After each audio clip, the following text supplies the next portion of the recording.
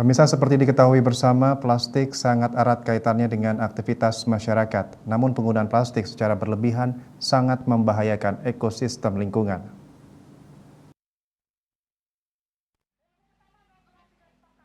Bertepatan dengan peringatan Hari Bumi tahun ini yang jatuh pada tanggal 22 April 2024, komunitas Mudfish No Plastic memberikan edukasi kepada generasi muda untuk mengurangi penggunaan plastik sekali pakai.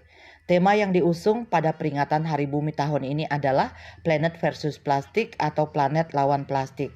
Kegiatan ini melibatkan anak-anak program Mudfish No Plastic dan juga Sanggar Paripurna serta siswa SMP Negeri 2 Belah Batu.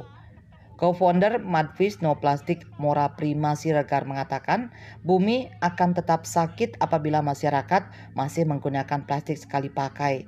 Untuk itu pihaknya mengajak masyarakat, khususnya generasi muda, untuk sadar mulai dari diri sendiri agar mengurangi plastik sekali pakai.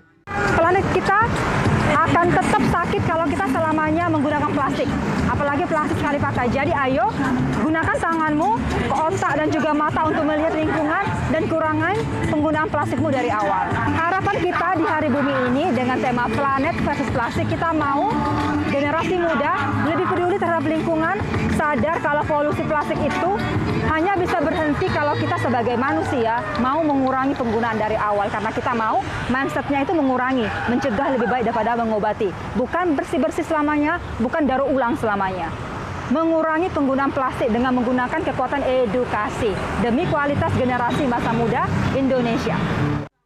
Hari Bumi 2024 mengajak komunitas global untuk beraksi bersama dalam menghadapi tantangan plastik demi masa depan yang lebih berkelanjutan dan sehat. Andika, Bali TV.